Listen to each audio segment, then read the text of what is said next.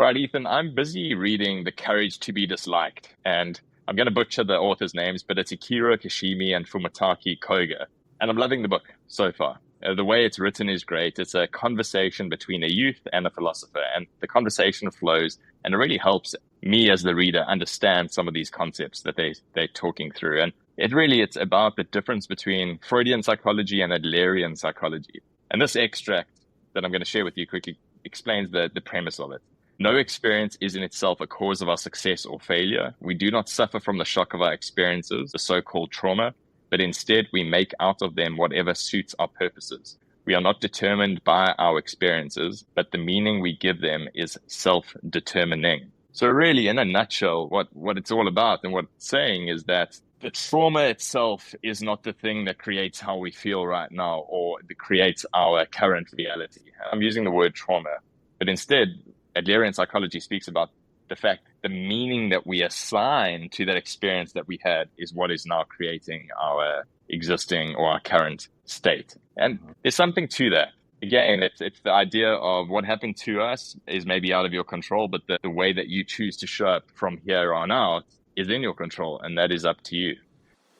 Welcome to King Moves. In chess, the king moves one step at a time, but that single move can change everything. Each week, we explore mindset shifts and simple actions that could lead to the next breakthrough in your business and life. I'm your co-host, Ethan King, from Atlanta, Georgia, USA. Entrepreneur, TEDx speaker, and best-selling author of Wealth Beyond Money. And I'm your co-host, Justin King, no relation to Ethan, from Cape Town, South Africa. Entrepreneur, speaker, and business growth strategist. Our journey crosses continents and cultures as we think out loud, challenge assumptions, and uncover the small moves that create big momentum. Welcome to King Moves. Let's start the conversation. And they go further to say that we've got some hidden, almost like a hidden agenda, I'm going to call it, a hidden agenda from ourselves that it's easy to deny, but every decision that we make is actually reinforcing that agenda. It's the idea that you say that you've got an overbearing, terrible boss who always tells you that your work is not good enough. So they have never been able to, or they've never promoted you to the next level. Whereas what is often happening is there's part of you that doesn't believe and trust in yourself that you are able to step up to that next level. So you start creating this overbearing boss who always belittles you and tells you you're not good enough, because then you never have to step into that new role or take on that next challenge, as an example. So, and I probably haven't explained that really well. They do it in the book really well. But it's this hidden agenda that we're keeping ourselves safe from something, or we're creating this difficulty in our lives for some reason. It's been such an interesting read, but I think that the conversation that I'd love to have with you is, what is your take on the idea of past events? They impact us. Is that what drives and determines what we are now? Or do you agree that it's this meaning that we give to that event that can be the catalyst for what our current state is? Yeah, I 100% agree that there are no events. There's only the meaning we assign to the events. Nothing in itself is inherently good or bad. A tornado is a weather event. Now, is it good or is it bad? Well, it depends. It depends on the meaning that you assign to it. It might destroy your entire home and you lose everything. Is that good or bad? For some people, depending on where your headspace is, they might be like, oh, that's great. I get to restart. I hated this house anyway. I wanted to remodel everything. Now I get to do it and insurance pays for it, But to some people, it may be a devastating loss. So I don't want to make light of it. But it is about the meaning that we assign to it. And I think about my life and this story that I share often. Probably the most impactful moment that ever happened to me in my life is when I did get robbed at gunpoint. I got carjacked. But at the time, what I was going through mentally is I was working at this strip club, taking out the trash, hated the job. I felt stuck in life. I felt like there was something greater for me on the other side if I left that lifestyle and actually got a real job instead of started using my talents for good. But I hesitated to do it. So when I got carjacked that night, I saw that as a sign from God. Like, this is a wake up call, like boom. And I went after that moment, like I never went back to that old job ever again. And so that was a huge turning point for me in my life. And it was that mental jolt that I needed. Now, I didn't have to assign meaning to that. I could have been like, oh well, I got robbed. People get robbed. Back to work, I could have kept doing the same thing and stayed in that lifestyle. But it's because of the meaning I assigned to it. That's what changed the trajectory of my life in a positive direction for me. Now, with that, I already had going into the situation gut feeling and intuition about my life, and that event was the catalyst for me mentally. So I think that's a part of it that I think we need in order to assign the meaning.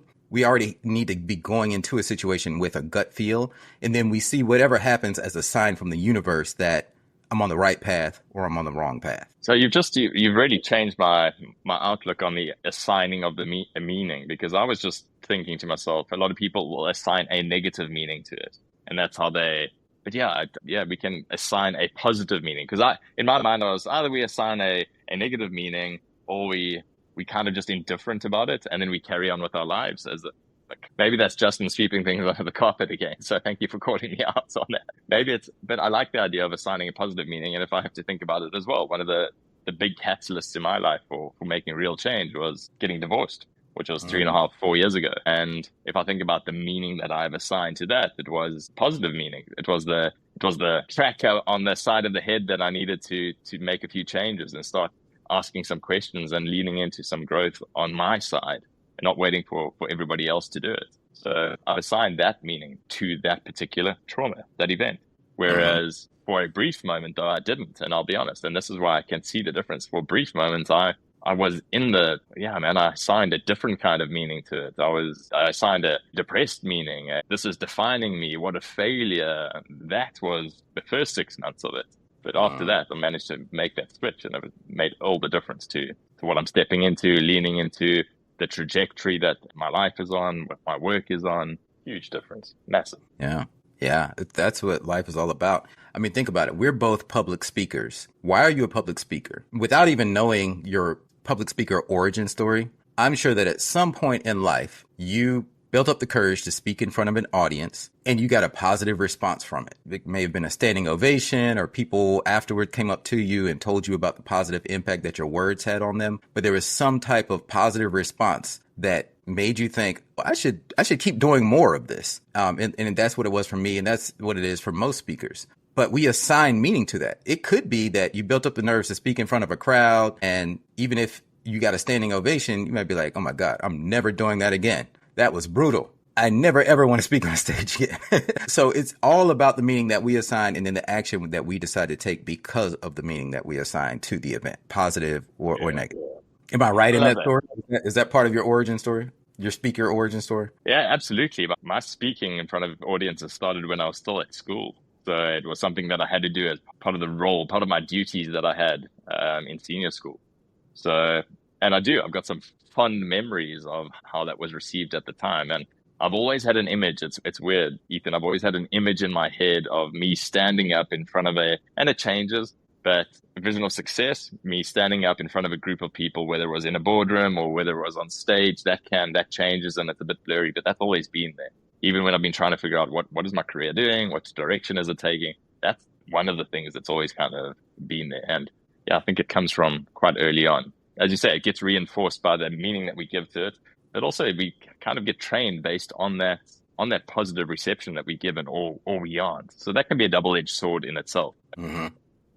It's either could be a catalyst because I got booed off the stage to be like, right, that's never going to happen again, and I'm now going to become the best speaker in the world so that I've never experienced it again. Becomes, oh man, that's exactly what I am. I'm a really rubbish speaker. Thank you for letting me know, and I never speak in front of people again. Yeah, it could go either way. Yeah. In fact, Les Brown was telling me about a story that was a catalyst moment in his speaking career where he was invited to speak among this conference, if you will. And at the time in America, it was very, very racist. He was the only black speaker. He was given 15 minutes to speak. Everyone else was given 45 minutes to speak. And they had to, the goal was to sell some product. And he didn't do as well as the other speakers, and they didn't invite him back to speak. And he said he went into his car and he said, I will never let this happen to me again, because he felt like he failed. And he said, I am going to be not just the best black speaker, the best motivational speaker. I am going to dominate and be the best. And that drove him to really hone in on his craft and become the best speaker. And now he's obviously among the icons, but it was that moment that he looks back on. I love that. I really love it. So Justin, with all of that said, my king move for our listeners would be to be aware of everything in your life that happens in the meaning that you're assigning to it, and tap into your intuition, your gut feeling. Like, we actually have brain sensors in our gut. That's why we get a gut feeling about things. And if that event that happened in your life somehow aligns with your gut feeling, and you feel like it's the universe telling you to do something, then I encourage you to take action on that thing. Maybe you need to start doing something. Maybe you need to stop doing something you were already doing, but pay attention to those waves. Yeah, I love it.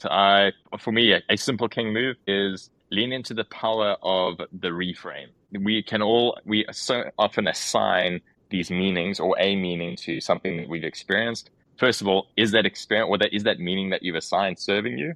And if not, how can you reframe it so that it does? Lean into that. It's going to feel uncomfortable to start, but I think you will find that it's a catalyst for good going forward. 100%. And we'll be back with part 2 of this episode, where we're talking about the courage to be disliked. And very fascinating point that you brought up, Justin, that all problems are interpersonal relationship problems. So we'll explore that a bit deeper on the next episode. That's a wrap for today's episode of King Moves. Remember, in chess, like in business, one right move can change everything. Take today's action step, make your move, and build momentum. If you found value in today's episode, share it with someone who's ready for their next breakthrough, and don't forget to subscribe so you never miss our weekly conversations. Until next time.